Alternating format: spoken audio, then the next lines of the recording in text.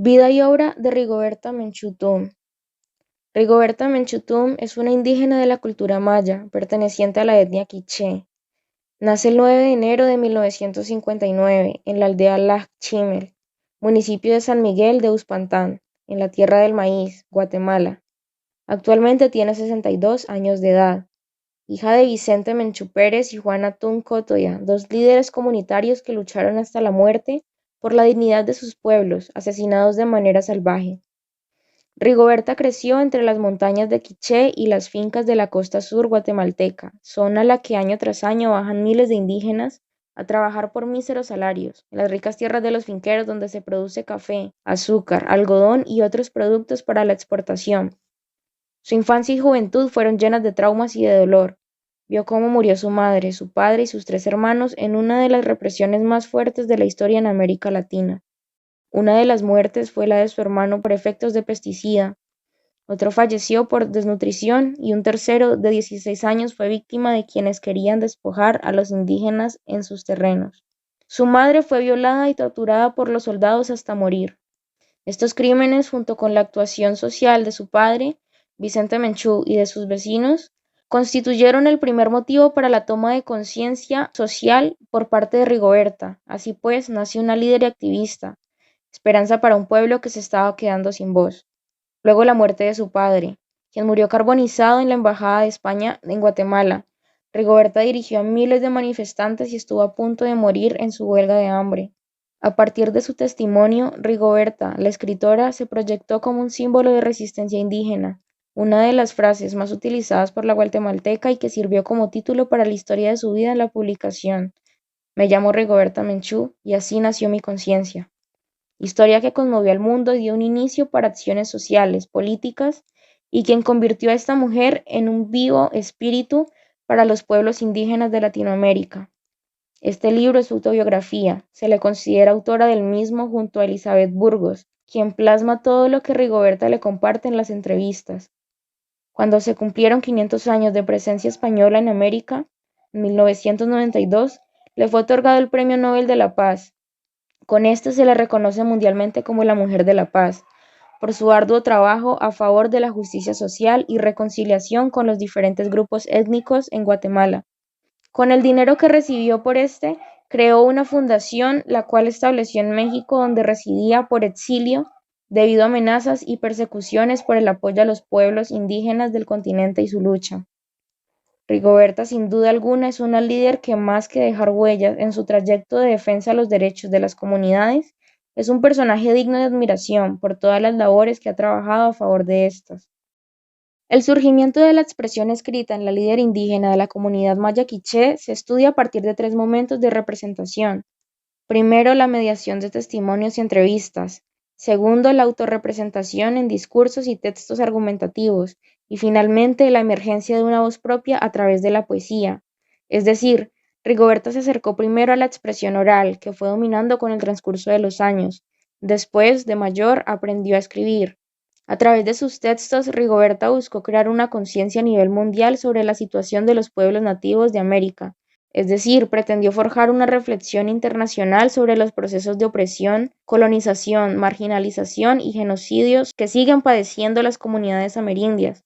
Dentro de sus publicaciones más sobresalientes se encuentran Me llamo Rigoberta Menchú y así me nació la conciencia.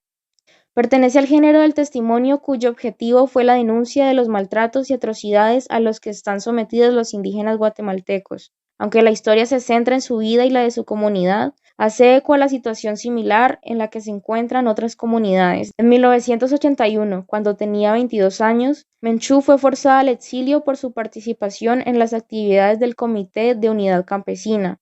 Llega a México, donde da testimonios de las atrocidades que ella y su pueblo habían sufrido y continuaron sufriendo a manos de los militares guatemaltecos.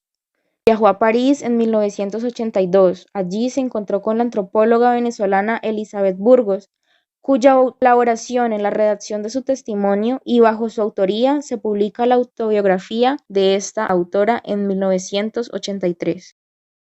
Bueno, y por otro lado, entrándonos un poco más en la escritura de Rigoberta, Uno de sus libros importantes también es Rigoberta, la nieta de los mayas, que fue publicado en 1998, con la colaboración del escritor guatemalteco Dante Liano y el periodista italiano Gianni Minà.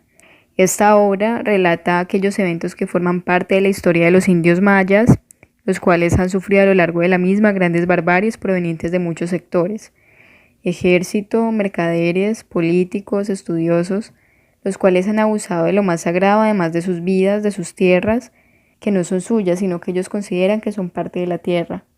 Rigoberta Menchú en esta obra habla desde sus raíces, imponiendo un homenaje a su cultura, a su pasado y dejando un mensaje para su presente.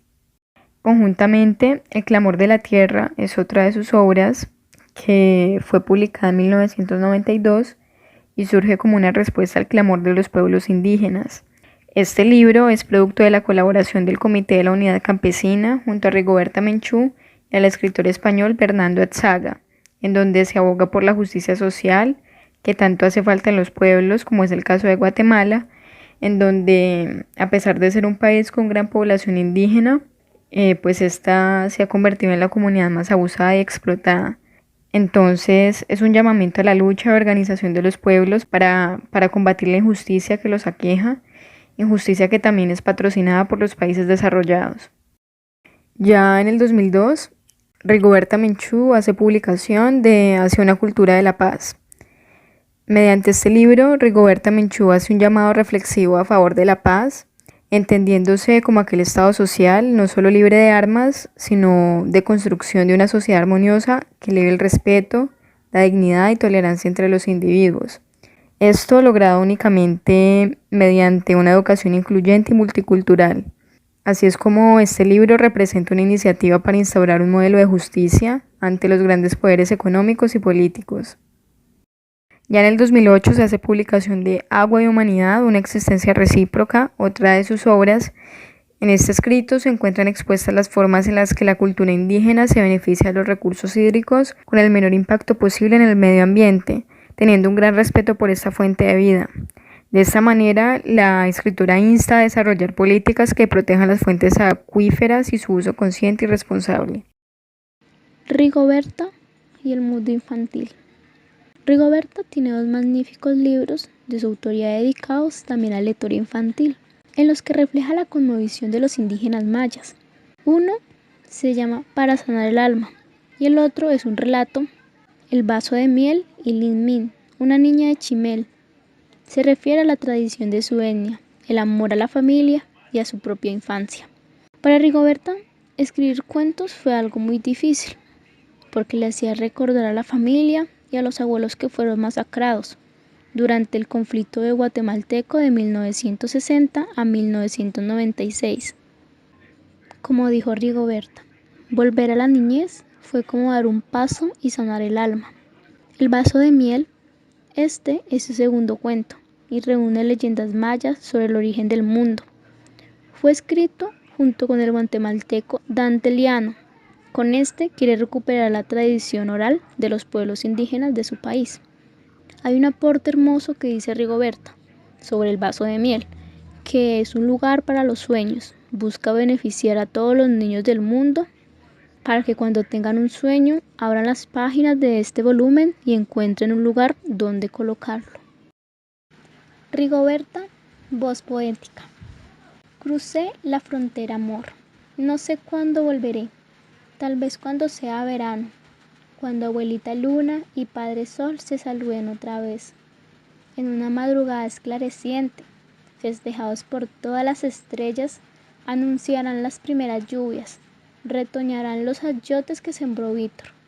En esa tarde que fue fusilado por militares, florecerán los duraznales, florecerán nuestros campos, sembraremos mucho maíz, maíz para todos los hijos de nuestra tierra. Regresarán los enjambres de abejas que huyeron por tantas masacres y tanto terror. Saldrán de nuevo de las manos callosas tinajas y más tinajas para cosechar la miel. Volveré mañana, cuando mamá torturada deja otro huipil multicolor, cuando papá quemado vivo madrugue otra vez, para saludar el sol desde las 4 esquinas de nuestro ranchito. Menchú, 2008. Los poemas afirman la consolidación de una voz poética que logra ser más fiel, respetuosa y cercana a la milenaria cultural maya, a pesar de expresarse en español como en las anteriores publicaciones. Esta escritura literaria es al mismo tiempo cultural y configura la autorrepresentación poética de una escritora indígena. La apropiación del castellano, la escritura y la poesía para plasmar sus principales temas, la tierra, la mujer, la cultura ancestral, la familia, la patria, que le permite a Menchú alcanzar un desarrollo escritural pleno, una voz propia, un estilo auténtico que apela a un lenguaje cercano a sus ancestros, a unas imágenes provenientes de su mitología. En la poesía, Rigoberta Menchú alcanza un grado de autorrepresentación que va más allá de lo político y social, para llegar a ser literario y cultural. Esta voz es más auténtica, alcanzó una libertad literaria en la poesía y los cuentos, donde la voluntad poética plasma su realidad cultural con dignidad, sin saber mediada por la política y la expectativa social.